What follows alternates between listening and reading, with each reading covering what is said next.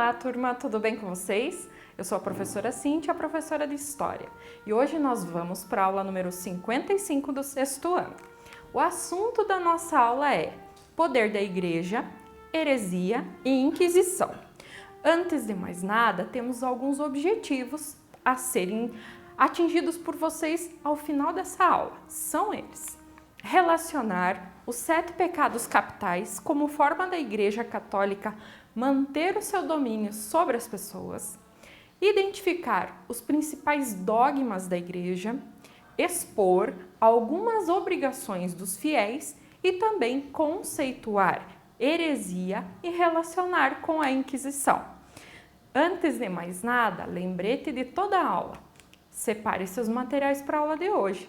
Você irá precisar do seu livro didático, aquele que você já utiliza em sala de aula, seu caderno de história para as anotações das principais informações, mas também para a realização da atividade ao fim desta aula, assim como lápis, caneta e borracha. Tendo todo esse material em mãos, podemos prosseguir com esta aula. Muito bem, uma das provas do poder da Igreja Católica durante a Idade Média foi a utilização do conceito dos 7 pecados capitais. Vocês já ouviram falar sobre isso? Querem conhecer um pouquinho mais? Então vamos lá. Primeiramente, o conceito dos pecados capitais, ele surgiu muito antes até do cristianismo, mas acabou sendo apropriado pela Igreja Católica como uma maneira de manter o seu poder sobre a mente das pessoas, eu diria. Pecado capital, conforme uma definição da própria Igreja, seria todo aquele que, uma vez cometido, não é passível de perdão. Quais seriam os 7 pecados capitais? Coloquei uma imagem pequena ali, mas tem aqui elas acompanhadas de alguns desenhos mais explicativos.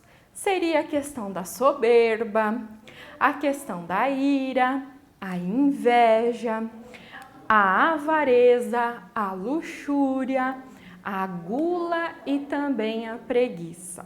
Então prestem atenção, conforme definição da Igreja, uma vez cometido, não é passível de perdão. E as pessoas na época viviam com extremo medo de enfrentar o inferno, de não viver de acordo com os ensinamentos de Cristo, muito fortalecidos pela Igreja, porque eles poderiam sofrer lá quando morressem indo para o inferno.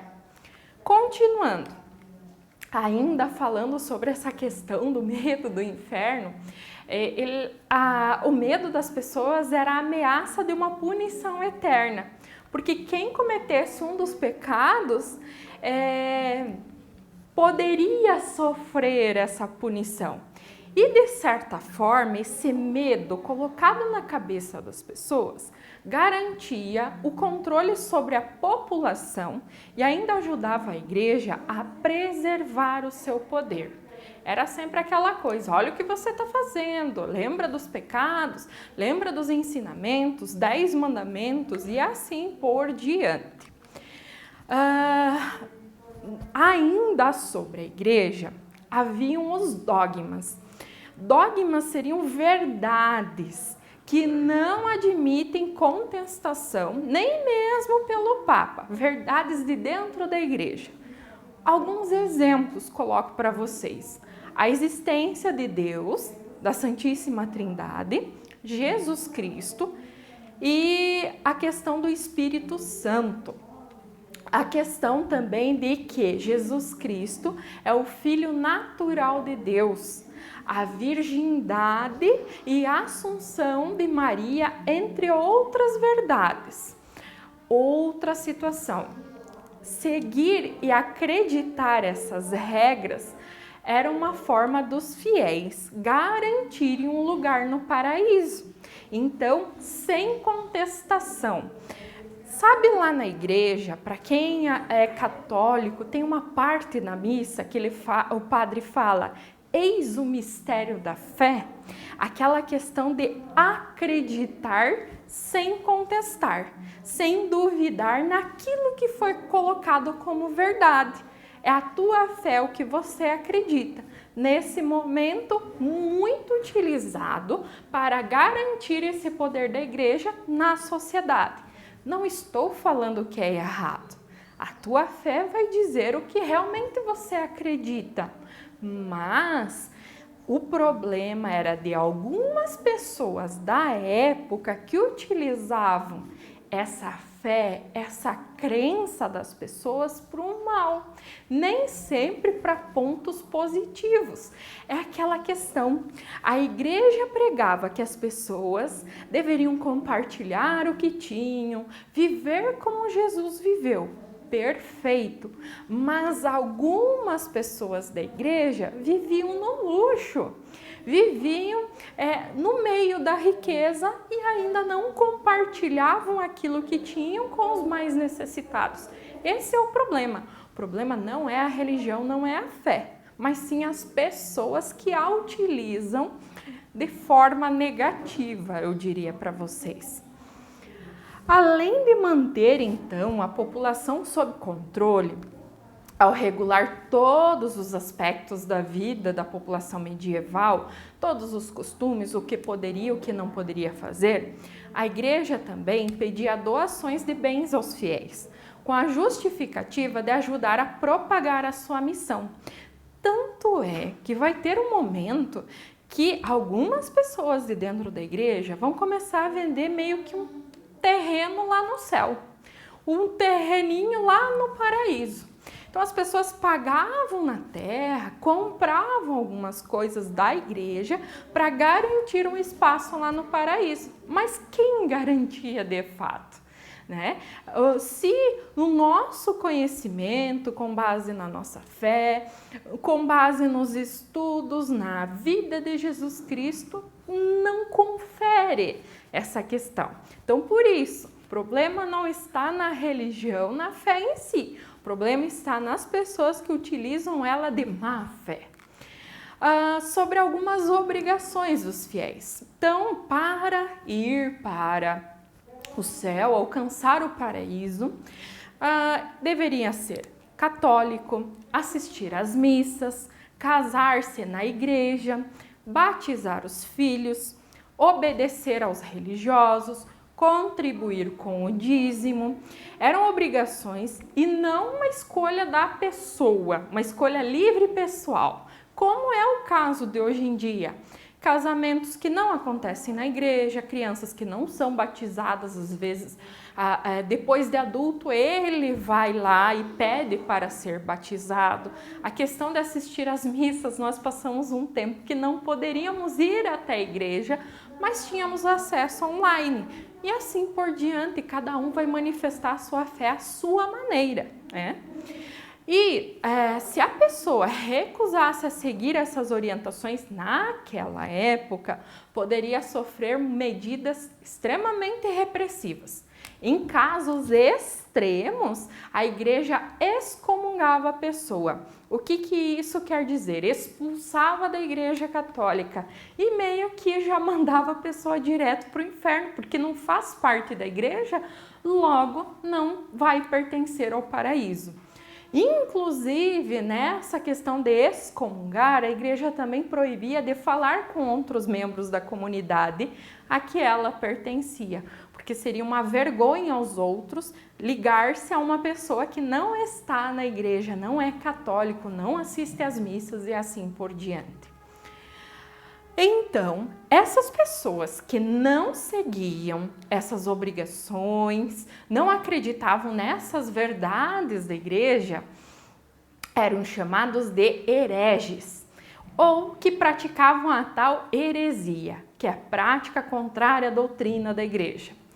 Por exemplo, um exemplo de heresia, a dúvida da existência de um Deus cristão, o consumo da carne em dias proibidos pela igreja, tentativas de cura por meio de algumas plantas. Geralmente as mulheres eram mais conhecedoras e muitas vezes foram acusadas de bruxaria por então estarem utilizando essas ervas, curando algumas pessoas, que alguns falavam em algum tipo de encantamento, algum tipo de bruxaria mesmo, feitiço. O símbolo máximo de repressão contra a heresia foi a instauração no ano de 1231 dos tribunais do Santo Ofício ou Inquisição. O que seriam eles? Seria um tribunal da igreja formado por clérigos e também religiosos, embora em alguns períodos até participaram leigos, pessoas que não eram de dentro da igreja. E eles tinham jurisdição, agiam unicamente sobre os batizados católicos. Quem não fosse, não teria como eles participarem desse processo de investigação e depois a punição. Os tribunais do Santo Ofício ou Inquisição, é o mesmo, eles tinham os poderes de investigar antes de mais nada, julgar e também condenar a pessoa, que poderia, a última das consequências de condenação seria a morte. Isso dos réus considerados infiéis. Quase todos os condenados, eles eram simplesmente pessoas que discordavam dos desmandos católicos ou opositores dos aliados da igreja.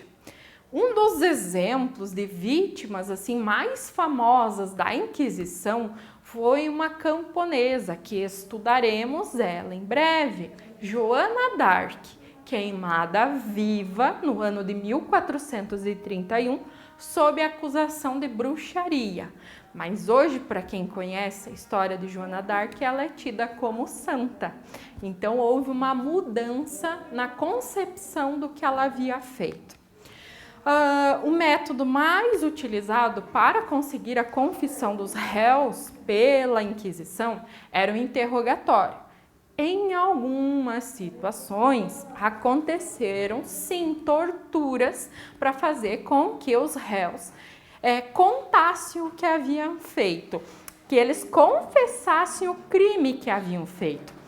Porém, os manuais dos inquisidores ensinavam a obter confissões apenas mediante o desenrolar da conversa, sem nenhum tipo de tortura. Alguns teólogos justificam a utilização de penas físicas aos hereges, não em virtude das crenças que esses hereges tinham, mas em virtude do perigo que eles poderiam levar ao fazer com que outras pessoas crescem naquilo que eles acreditavam. Suas ações violentas de perturbação da ordem, o que dava poder secular pleno direito de agir. Então, a forma da igreja, da Inquisição agir era de forma violenta em alguns casos, justamente para evitar. Era meio maquiavélico, vocês vão estudar sobre Maquiavel. É aquela coisa, se for para fazer o mal, faça de uma vez por todas, para que essas pessoas não tenham como se fortalecer e vir contra você. Mais ou menos isso, cortar o mal pela raiz, condenando os hereges da pior maneira possível. Muito bem. Tiveram momentos também que os clérigos que faziam parte da Inquisição ultrapassaram esses limites e utilizaram de métodos de tortura para conseguir a confissão, como eu falei para vocês. Mas, até uma curiosidade, em 12 de março de 2000, o então Papa João Paulo II realizou um ato histórico que marcou o seu pontificado, então o momento que ele estava enquanto Papa. O Papa João Paulo II, em nome de toda a Igreja, pediu perdão pelos pecados cometidos pelos filhos da Igreja no anúncio do Evangelho. Então, ele reafirma que teve todas essas situações negativas, mas ele pede perdão em nome dessas pessoas que fizeram errado. Não porque, volto a dizer, que a religião e a fé das pessoas era errada, não, mas as ações de algumas é que prejudicou. No mesmo ano, então em 2000, a Comissão Teológica Internacional elaborou um documento. Esse documento foi chamado de Memória e Reconciliação, a Igreja e as Culpas do Passado. E esse documento faz um estudo teológico da relação entre os pecados cometidos pelos católicos e a Igreja ao longo da história. A Igreja, então, reconhece que muitos dos seus membros, ao longo da história, recorreram a métodos e posturas contrários aos princípios cristãos, que eles também reafirmam que o pecado sempre acarreta uma responsabilidade pessoal para aquele que cometeu. E a Igreja pede perdão em nome de seus filhos por essas imposturas, exortando seus fiéis a contínua penitência e também a purificação de suas faltas. Na próxima aula, iremos continuar a estudar sobre a Igreja, o poder da Igreja, sobre o domínio do conhecimento e a filosofia medieval. Estudaremos sobre a patrística e a escolástica. Nome complicadinho, mas vocês vão entender que nem é tão difícil assim. Agora, vocês devem realizar a atividade referente a esta aula com o propósito de revisar todo o assunto da aula de hoje, mas também fixar algumas informações que serão utilizadas futuramente. Bons estudos a todos, até a próxima aula, um abraço e tchau!